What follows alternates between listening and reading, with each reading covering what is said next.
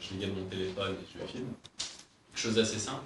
Par contre, les difficultés, on a pu beaucoup discuter, c'est comment les gens vont s'approprier, pourquoi ils vont s'approprier, et quels sont les vecteurs de croissance.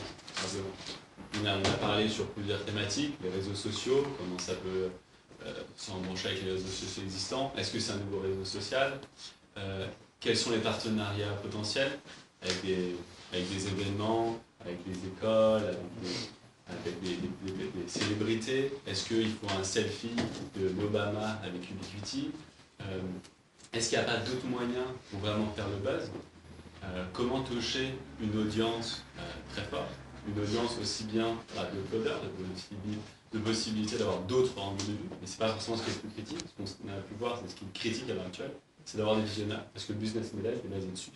Donc pour avoir des visionnaires, pour avoir comment on va les chercher? Est-ce qu'on va les chercher à travers les événements, à travers un buzz?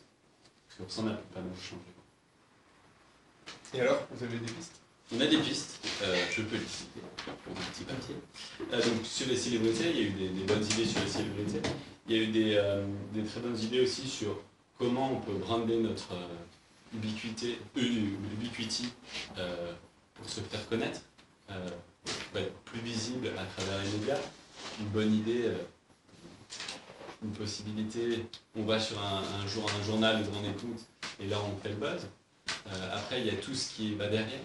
Si on fait le buzz, à quelle étape on doit être dans notre développement? Est-ce qu'on doit être fin prêt? Est-ce qu'on peut déjà le faire en bêta? Donc ça c'est des problématiques qu'on a discutées. Et là finalement vous êtes parti du postulat qu'il fallait avoir des millions de users et des modèles qui en découlent, mais pourquoi vous n'êtes pas branché sur le côté B2B?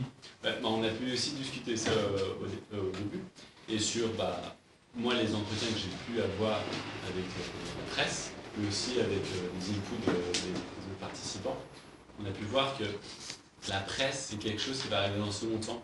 Non, mais du coup toi là tu réduis le B2B à la presse. Ouais.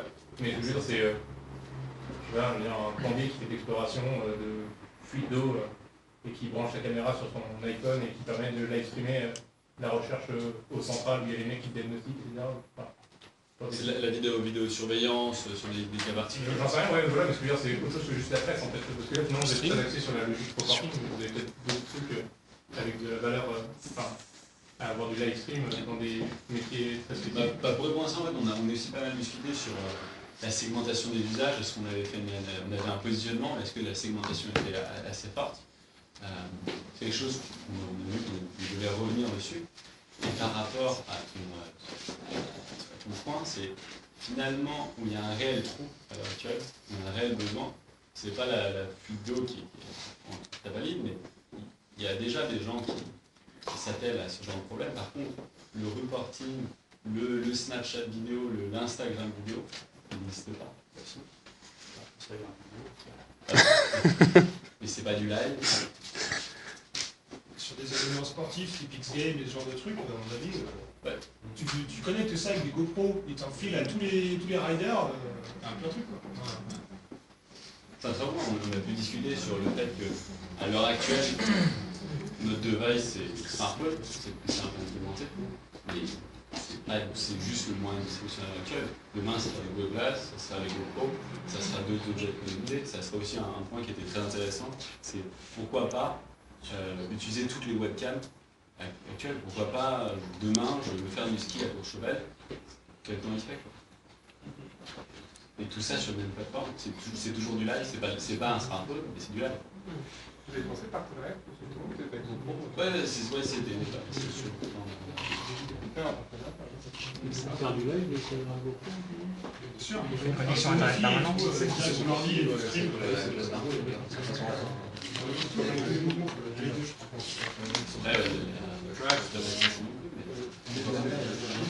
Sur les pistes, c'est ce qui est le C'est le complémentaire, du coup, ils l'ont fait simplement. C'est des questions. Question en masse? N'hésitez pas. Il n'y a aucun marché sur la webconférence? La webconférence, donc tu peux avoir un équivalent.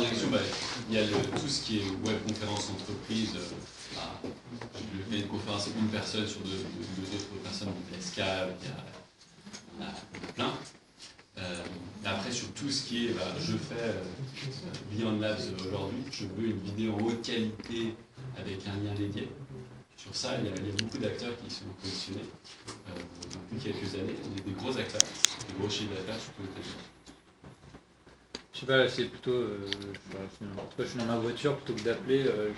C'est comme un Skype vidéo, mais basé sur votre solution. FaceTime. Ouais. Non, en fait, nous, c'est vraiment du broadcasting, parce que tout ce qui n'est pas broadcasting, c'est un peu adressé par des gros acteurs. Skype, Microsoft, Acrobat, il y a beaucoup d'acteurs sur ça. Vraiment du broadcast. On ne peut pas passer pour un boîte, vous avez pensé à l'industrie pornographique. Sur le.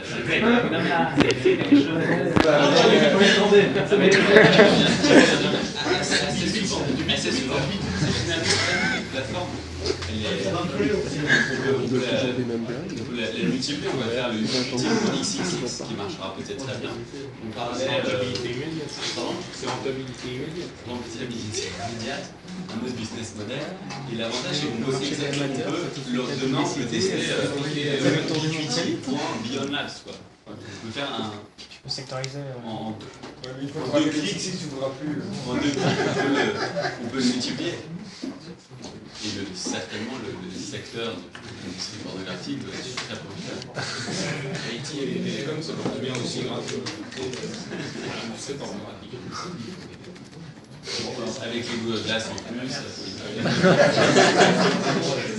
la GoPro et tout.